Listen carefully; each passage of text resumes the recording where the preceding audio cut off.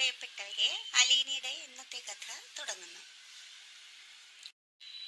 താഴെ വീണ chicken piece എടുത്ത് കഴിച്ച അലീനയോട് സ്റ്റാൻലി ചോദിക്കുന്നു, താഴത്തെ വീണത് എടുക്കരുതെന്ന് എന്നോട് പറഞ്ഞതില്ലേ? അപ്പോൾ അലീന, എനിക്ക് 7 വയസ്സുള്ളപ്പോൾ ഇതുപോലെ താഴത്ത് വീണൊരു ചിക്കൻ പീസ് ഞാനെടുത്ത് ഊതി കടിച്ചു മുറിച്ച് കഴിച്ചു. അന്ന് ഒരു കല്യാണ പാർട്ടിയിൽ ബാക്കി വന്നത് ഓർഫനേജിലേക്ക് കൊണ്ടുവന്നതായിരുന്നു. എന്നെപ്പോലെ എത്രയോ കുട്ടികൾ ഒരു ഭക്ഷണത്തിന് വേണ്ടി ഇങ്ങനെ ആഗ്രഹിക്കുന്നുണ്ടാവും. അപ്പോൾ സ്റ്റാൻലി, അലീന, ഭക്ഷണം കഴിച്ചിട്ട് സംസാരിക്കാം, ഇതിവിടെ നിർത്തിക്കോളൂ. ബാലചന്ദ്രനും അലീനയും സംസാരിക്കുന്നു. മോളെ, നിനക്കവിടെ എന്തെങ്കിലും ബുദ്ധിമുട്ടുണ്ടെങ്കിൽ അപ്പോൾ നീ എന്നെ വിളിക്കണം, ഞാൻ ഓടിയെത്തും. അച്ഛൻ മരുന്ന് കഴിക്കണം, ഭക്ഷണം കഴിക്കണം, ഉറങ്ങണം എന്ന് പറയുമ്പോൾ ബാലചന്ദ്രന് സങ്കടവും സന്തോഷവും തോന്നുന്നു. ഇവിടെ ആകെ ഒരു പട്ടാളച്ചിട്ടയാണ് അച്ഛാ, എല്ലാം ഭയങ്കര ചിട്ടകളാണ്. അച്ഛൻ ഇന്ന് തന്നെ പോകുമോ? ഇല്ല, എനിക്കൊരു ക്ഷീണം തോന്നി, ഞാനിന്ന് ഇവിടെ റൂം എടുത്ത് തങ്ങുകയാണ്.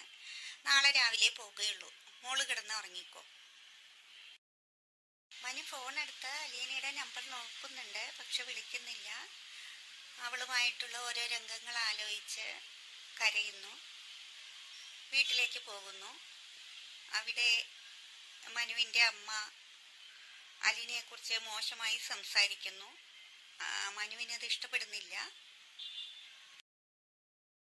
വൈജയന്തി വീട്ടിൽ മുഴുവൻ എല്ലാം അന്വേഷിച്ച് നടക്കുകയാണെന്നും ഓരോ കലഹത്തിനുള്ള കാരണങ്ങൾ കണ്ടുപിടിക്കുകയാണെന്നും മനു പറഞ്ഞപ്പോൾ മനുവിൻ്റെ അമ്മ പറയുന്നു, ഞാനും വൈജയുടെ ഒപ്പമാണ്.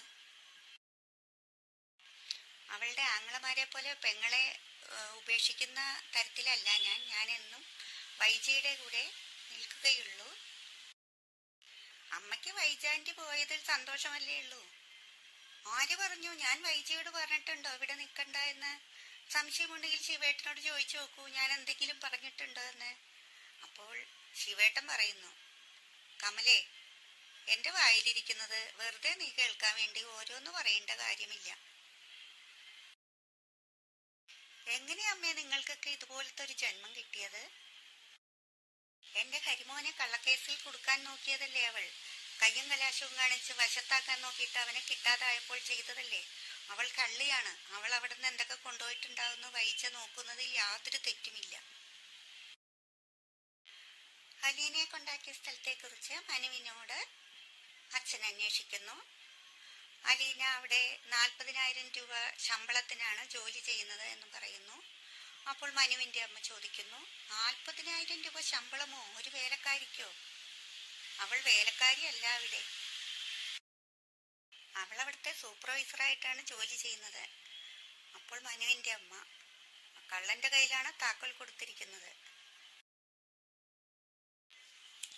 ഗംഗാധരൻ മനുവിനോട് ചോദിക്കുന്നു, അലീന നിനക്ക് എന്തെങ്കിലും പ്രതീക്ഷ തന്നിട്ടുണ്ടോ? ഇഷ്ടമാണെന്ന് പറഞ്ഞിട്ടുണ്ടോ? അപ്പം അത് മനു പറയുന്നു, എന്നോട് ഒരു പ്രതീക്ഷയൊക്കെ തന്നിട്ടുണ്ട്, കൂടുതലൊന്നും പറഞ്ഞിട്ടില്ല.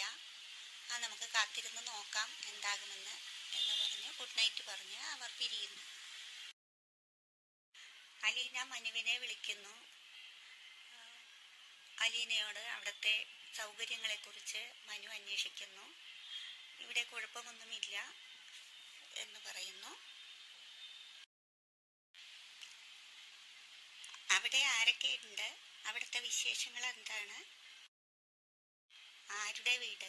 എങ്ങനെയുള്ള വീട്? അവിടെ ആരൊക്കെയുണ്ട്? എല്ലാ വിശേഷങ്ങളും പറയൂ. അപ്പോൾ അലീന പറയുന്നു, അതിനു മുമ്പ് ഞാൻ മനുവേട്ടനോട് ഒരു കാര്യം ചോദിക്കട്ടെ? എന്നെ ഇവിടെ കൊണ്ടുവരുന്നതിന് മുമ്പ് മനുവേട്ടനോട് പറഞ്ഞിരുന്നോ എവിടേക്കാണ് കൊണ്ടുപോകുന്നതെന്ന്? എന്നോട് കുളത്തുപുഴയ്ക്ക് കൊണ്ടുപോകുന്നു എന്ന് മാത്രമേ പറഞ്ഞുള്ളൂ, കൂടുതൽ വിവരങ്ങളൊന്നും പറഞ്ഞിരുന്നില്ല. അങ്കിൾ പറഞ്ഞില്ലെങ്കിലും ഞാൻ ചില കാര്യങ്ങളെല്ലാം ചോദിച്ച് മനസ്സിലാക്കിയിരുന്നു എന്ന് മനു പറയുന്നു.